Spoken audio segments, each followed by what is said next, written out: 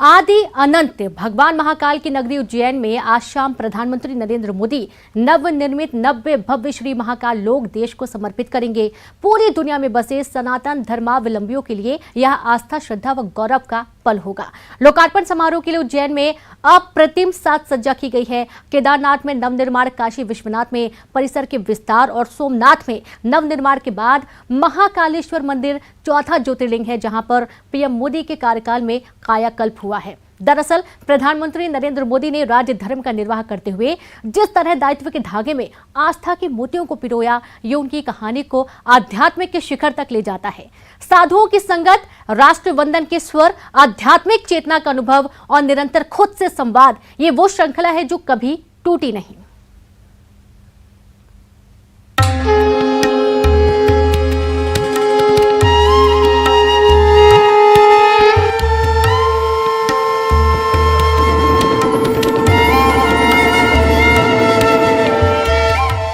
प्रधानमंत्री नरेंद्र मोदी कर्म से राजनेता, मन से भोलेनाथ के भक्त।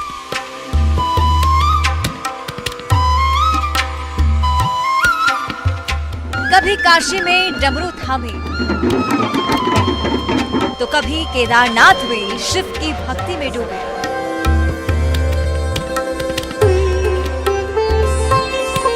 आस्था की दुनिया और उस दुनिया की हर देहरी पर पीएम मोदी के श्रद्धा में डूबे हुए कितने ही किस्से।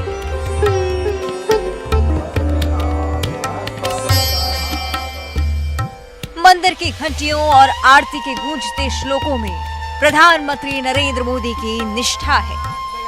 जहां है दिव्य अलौकिक शिव का धाम, जहां कण कण में है पालनहार शिव का नाम।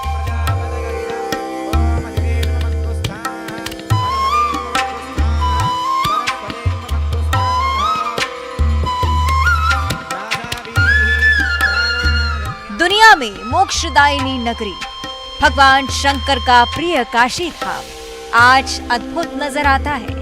काशी विश्वनाथ कॉरिडोर का विकास कर बाबा विश्वनाथ की अविनाशी नगरी का अद्वितीय सौंदर्यीकरण पीएम मोदी ने करवाया।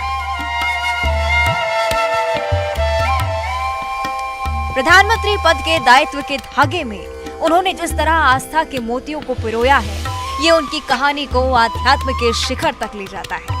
उनके कार्यकाल में देश भर में प्राचीन मंदिरों के कायाकल्प का दौर चल रहा है। काशी विश्वनाथ कॉरिडोर से शुरू हुई बदलाव की ये यात्रा उज्जैन में महाकाल के धाम को छूते हुए केदार घाटी तक पहुंच चुकी है।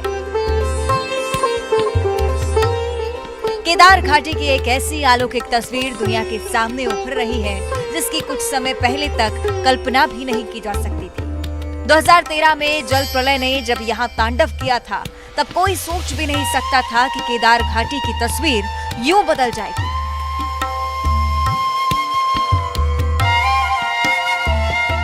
इतनी बड़ी त्रासदी झेलने के बाद अगर केदार धाम इस स्वरूप में आया है, तो इसकी सबसे बड़ी वजह प्रधानमंत्री नरेंद्र मोदी का दृढ़ संकल्प है। केदारनाथ के अनन्य भक्त पीएम मोदी ने इस धाम के पुनर्निर्माण का संकल्प लिया था। 3 मई 2017 को जब पीएम मोदी केदारनाथ पहुंचे, तो भोलेनाथ के इस पवित्र धाम के पुनर्निर्माण के लिए 700 करोड़ की योजनाओं की शुरुआत की। सिर्फ केदारनाथ ही नहीं, बल्कि महादेव के कई पावन धाम अब नए स्वरूप में भक्तों के सामने आ रहे हैं।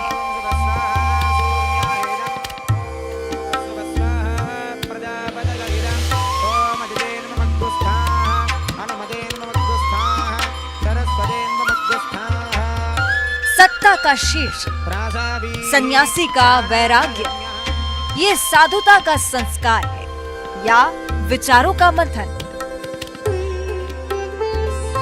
प्रधानमंत्री नरेंद्र मोदी के जीवन में धर्म कभी कर्म के आड़े नहीं आया, लेकिन कर्म ने जरूर धर्म से कुछ न कुछ लगातार ग्रहण किया। प्रखर संन्यास और प्रचंड सत्ता की पतली पगडंडी पर चलते चलते कभी राजनीति के कुशल ज्ञाता तो अगले ही पल किसी मंदिर का महल, कभी सन्यासी की वेशभूषा में राजसत्ता के शिखर पुरुष, तो कभी सत्ता की सीढ़ियां उतरता मठों की ओर बढ़ता एक साधु।